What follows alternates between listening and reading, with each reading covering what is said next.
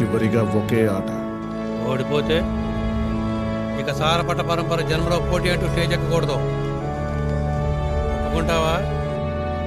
ఒప్పుకుంటాను. అదిరా పౌర్ణం అంటే ఇక ఆడతో మద్రాసు సారపట్ట అనేది ఉండకూడదు. అడుగుతారుగా.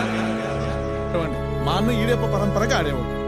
ఇక్కడ వరుసలు ముఖ్యం కాదు సమరా, పరంపర అంటే ప్రాణం.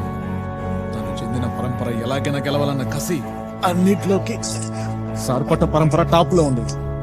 అందరూ చాలా రకాలుగా ప్రయత్నం చేశారు, పట్ల మమ్మల్ని పేగలేదు. కానీ ఇప్పుడు ఈరోజు వేటపులి అందరినీ ఓడించి మన పరంపరని కూల్చేశారు.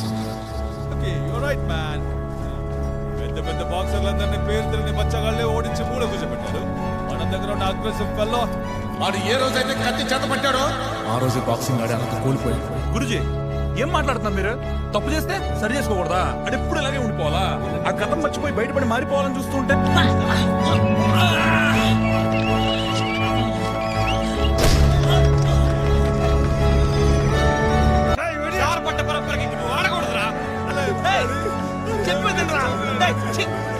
నేను బాక్సర్ని కాను అనే సరే.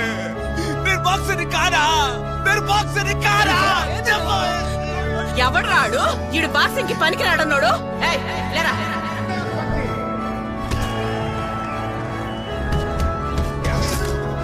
ఆడన్నా ఆడు పంచివన్నా. నువ్వెందుకు మళ్ళీ ఆడాలి? ఇసురు ఇసురు రాపసేన పండుసి లగెత్తుతూ ఉండాలి. లగెత్తు అది ఇంకా అది. ఏంటి వాడు కొట్టిన దెబ్బకి కింద పడి చావ చచ్చి కళ్ళు బయలుగా చూస్తున్నావా? ఏ చాడరా, కొట్టు కొట్టు కొట్టు కొట్టి కుమ్మే.